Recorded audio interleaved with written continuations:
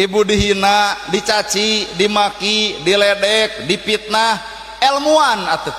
Gusti nampi abdi panghinaan batur, nampi abdi dodolim batur, nampi abdi Gusti dihina batur. Nah hamak jeung nampi apaan cek ilmu, kumaha cek ilmu.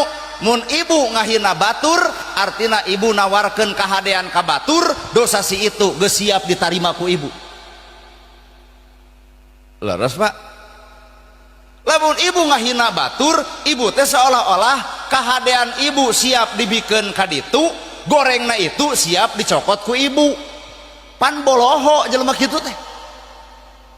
Matak ban lamun bener urang boga ilmu, dihina, diledek, dicaci, dimaki, tong ambek, tapi urang kudu sadar si eta keur ngawabuhkeun eusi hate nu sabenerna.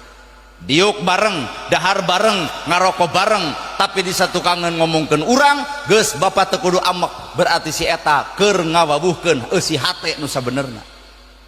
Daripada neangan ti batur bener